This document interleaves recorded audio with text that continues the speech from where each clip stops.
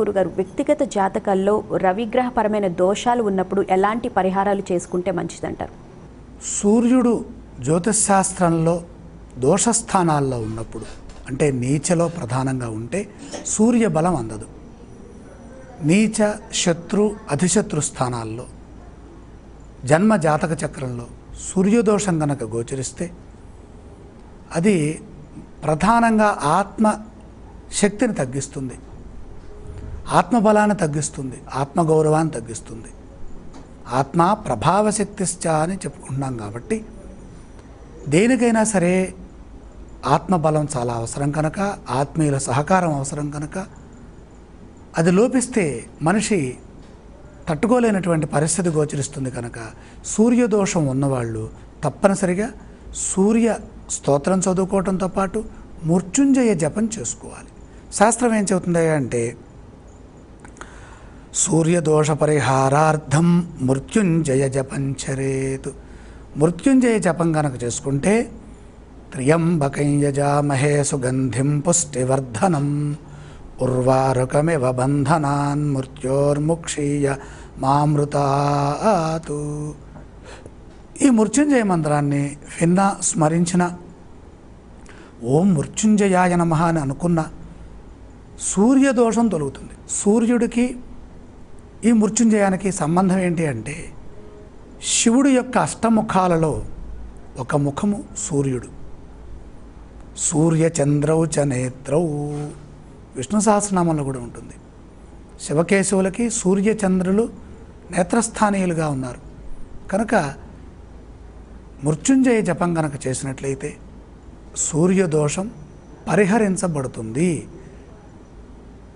అలాగే దోషాలంటే ఎటువంటి దోషాలు వస్తాయి? సూర్యుడు కనుక దోషస్థానంలో ఉంటే కుటుంబపరమైనటువంటి ఈతి బాధలు వస్తాయి. శాస్త్రం ఏం చెబుతుందంటే విపరీత ఫలప్రద, ఏవైతే శుభ ఫలితాలని చెప్పుకుంటున్నామో ఆ శుభ ఫలితాలకి విపరీతమైనటువంటి ఫలితాలు.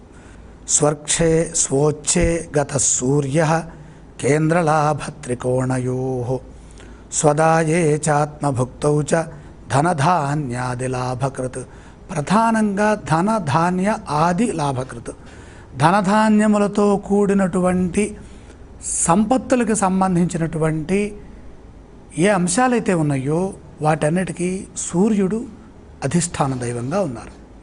ఎందుకని ఆరోగ్య ప్రదాత, ధనము, ధాన్యము, శరీర సంబంధమైనటువంటి దేహపుష్టి కోసమే తీసుకునేటటువంటి ఆహార స్వీకారానికి ధాన్యం చాలా అవసరం. అలాగే దాన్ని కాపాడుకోవడానికి సహకరించేటటువంటి ధనం కూడా అవసరం.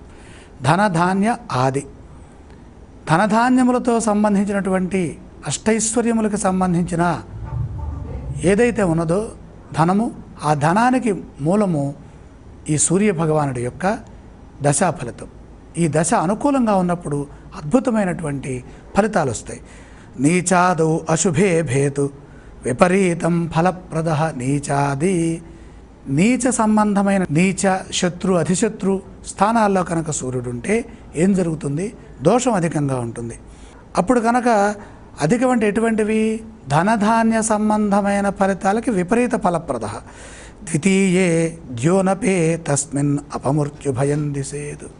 అపమృత్యు భయం ఎప్పుడు కలుగుతుందంటే ద్వితీయము అలాగే సప్తమము 2, 7 స్థానాల్లో ఉన్న వాటికి ఆధిపత్యం వహిస్తున్న ఏం జరుగుతుంది?